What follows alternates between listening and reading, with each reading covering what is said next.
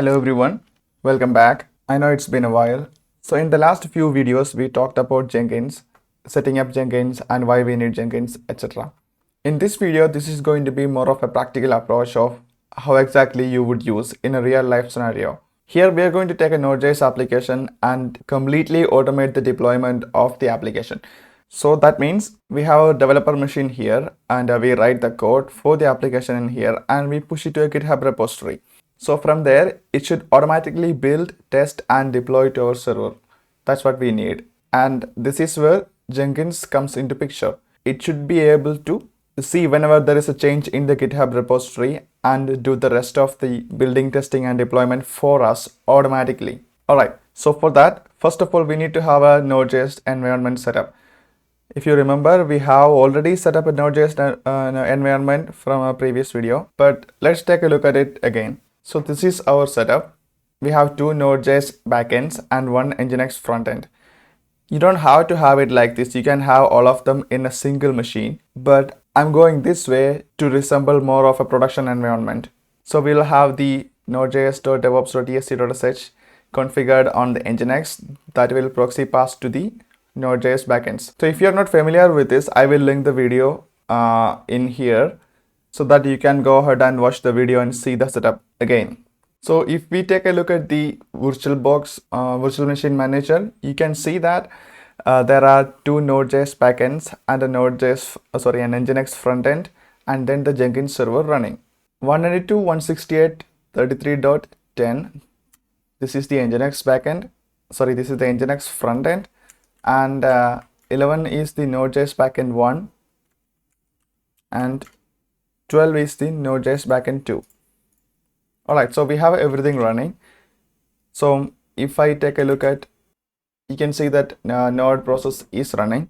I have added a hostess entry that is pointing nodejs.devops.esc.sh to this IP address.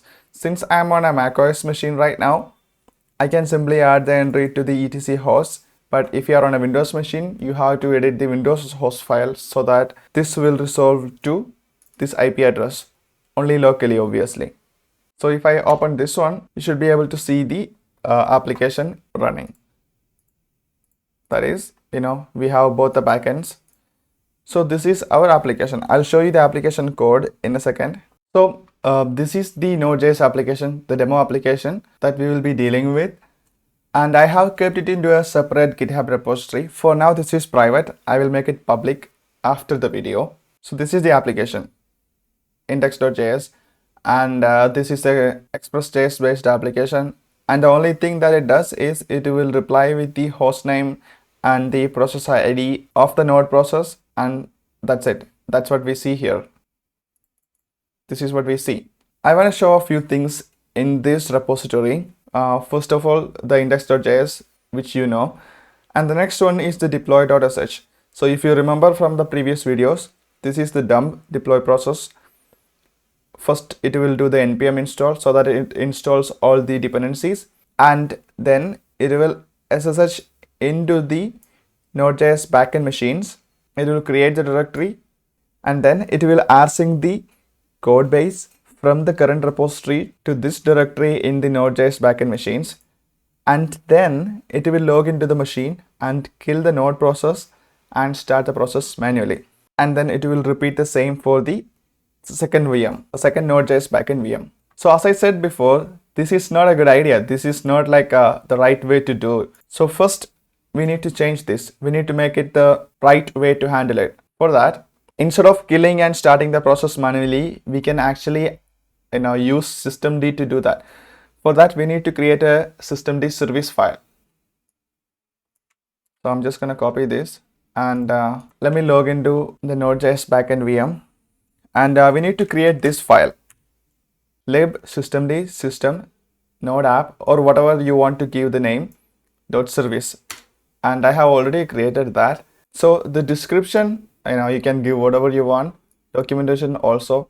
After network.target, that means this service should be started after the networking has started, and here the user should be under which user this process should run, and then the working directory /app, because this is where our code lives. And this is the command to start the application. And that's it. That's pretty much it. Instead of starting the application manually, we can use systemctl and systemd to handle this. For example, we can do this, and we can see the status like this, and we should be able to see the process running. No more manually killing the process and starting it. So obviously do the same for the second machine. Now I have already done that. So once you have created the systemd file, you have to reload systemd so that it loads all the newly created service file. So you do that using sudo systemctl daemon-reload. Alright, so let's go ahead and change this. Since we are letting systemd manage all of this, we don't need this. We can just replace it using sudo systemctl restart node app.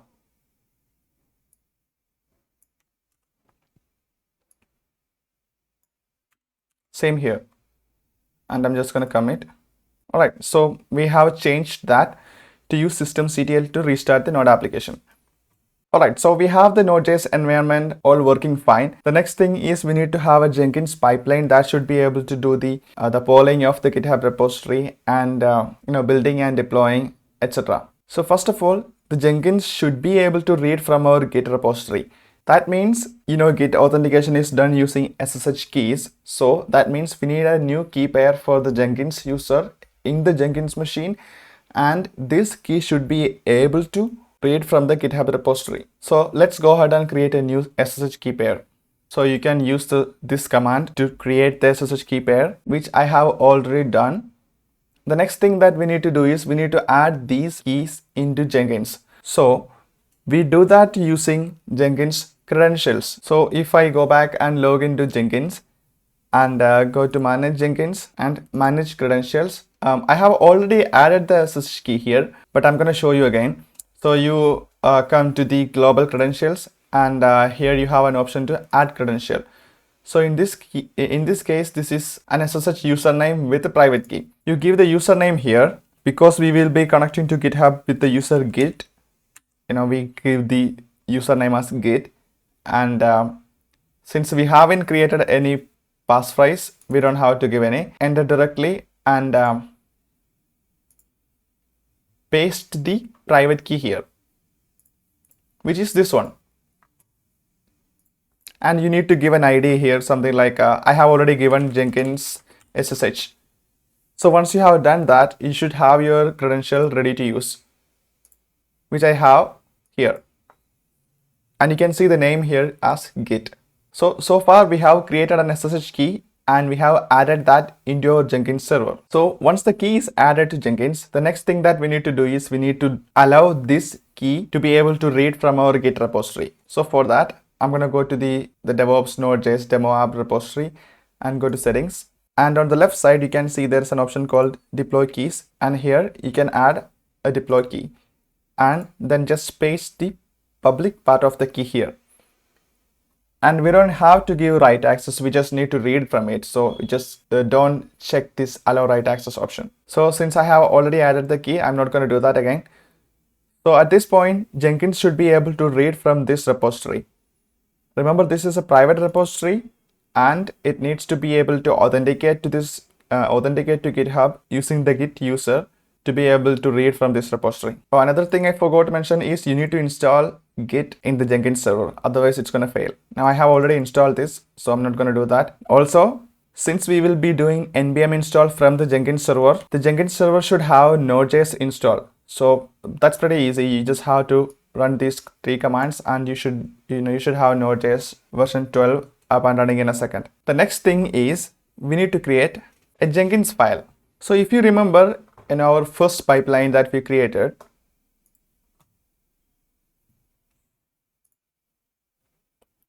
now we had the pipeline defined like this.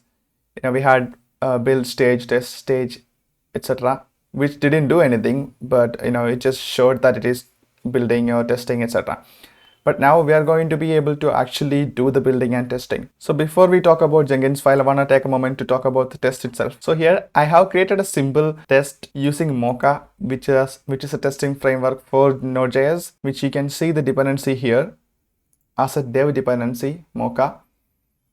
Now, if you are not familiar with Mocha or anything, it's totally fine. I'm just showing it to show you how it would be in a real life scenario with tests and all for the same application. So here I have created a test directory and there is a simple test. Now this is a dumb test. It doesn't do anything. It will always pass. I'm just checking if 1 is equal to 1, which obviously is, and this is going to pass all the time. Let me show you what it means. So I am in this repository, and so if I do npm test, you can see it says 1 passing. So if I change this to 2, now obviously the test failed. Now obviously in a real life scenario, the test is not going to be like this. It's going to be actually testing the functionality of the code itself. But now we don't have enough time to explain how Node.js and its testing work. So we're just going to go ahead and continue with this simple test. So all good. So back to our Jenkins file. So I hope you remember the syntax that we used. Pipeline agent any, which means you should run on any available agent. And then among stages, the first stage is building. So in that we will do npm install. And in the next one, which is testing, we will do npm test. So if it fails in any of these stages, the whole pipeline is going to fail. And in the next stage, which is the deploy stage, here we have the steps and then this line here with credentials. So this means, remember we have created a SSH key in Jenkins credentials, right? We need to be able to use that SSH key here. So we do that using this with credentials. We need to use the SSH user private key credential, and the ID is Jenkins SSH and key variable is SSH key. So this means when we do this, this whole thing is inside this with credentials directive, and by doing this, Jenkins will give us this key, this private key Jenkins SSH at a path defined by this variable. That is, here you can see I'm using SSH-I, then this variable to access this SSH key. So let's take a step back and read the deploy process from the beginning. First, it will create the .ssh directory, and that is under varlib jenkins.ssh. That is because varlib jenkins is the home directory for Jenkins. The next step is to do SSH key scan for both our Node.js backends and then store it under known hosts. So this is because if we don't do that, then it would be stuck in that host key verification step. So once we have added the host key, the next step is to do the rsync. So in this rsync, I'm doing rsync-avz. You can read about what all of these switches means, and then exclude. We don't want to sync the .git directory, so we're gonna exclude that, and then --delete. Delete anything from the remote servers that is not present in the source repository, and then -e, which is used to specify the SSH command that you want to use. So in this case, we want to specify the SSH key here, so we do -e SSH-I, then the path of the key, which is specified by this variable, and then the current directory and vagrant at the Node.js backend server, which is the same as what we did before. So it will do the rsync for both the VMs, and the next step is to go into log into the backend machines and restart the Node.js application using systemctl. Now remember, all of this is happening from the Jenkins server. So that means Jenkins server should be able to access these two servers over SSH over the user vagrant. So that means we need to give the access to. The next step is Jenkins should be able to access these Node.js virtual machines. So obviously we can use the same SSH key pair, and we just need to add it to the Node.js VM's authorized keys. So after logging into the Node.js backend server and open the .ssh/authorized keys, now I have added the key already. So remember, this is the same public key. So that means Jenkins private key should be able to access this server. So obviously you have to add that to the second backend server as well. You can also add the same using our Vagrant file if you want. I showed you the other way just because if there are people who did not start the Node.js servers using Vagrant. What I mean is,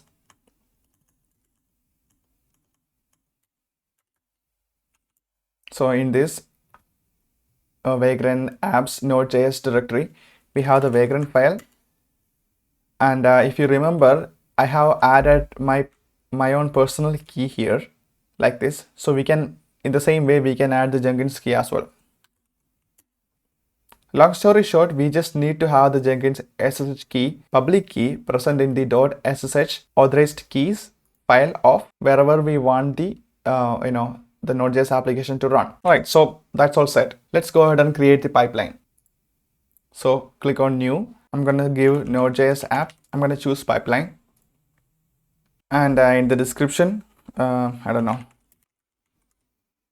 So we're going to ignore all of this. And among the build triggers, we're going to do poll SEM. That means Jenkins will poll the GitHub repository to see if there is any change. And if there is any change, then it will do the deploy. So for this case, we're going to give *****, which means to poll every minute.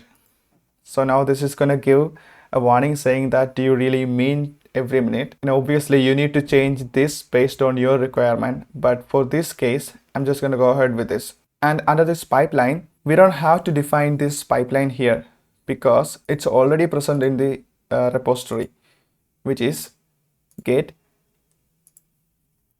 and the repository URL would be this one. And the credentials that we need to use, we choose it from this drop down here. So you can see by default it says permission denied because we haven't specified the credential here. So once we specify the credential, now the error is gone. And in here we need to specify which branches it should build.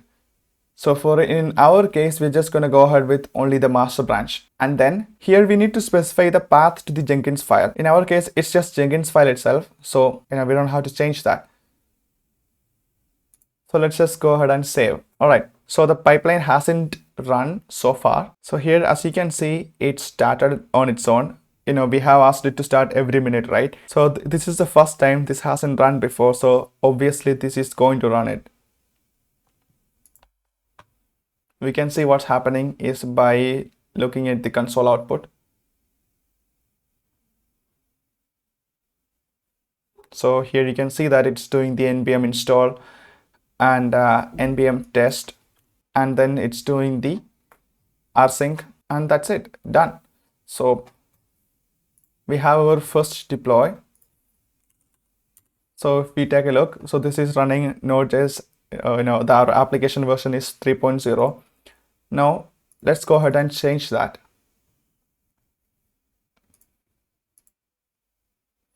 So I'm just going to go to the index.js and change our application version to, let's say, 4.0.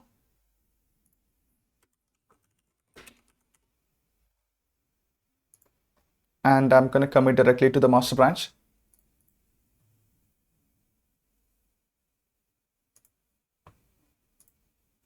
So back in our Node.js app pipeline, we just have to wait for the next polling to see if there is any change, and Jenkins will trigger the pipeline again. So obviously there is a change. We just changed the application to version 4.0, and yes, it did trigger.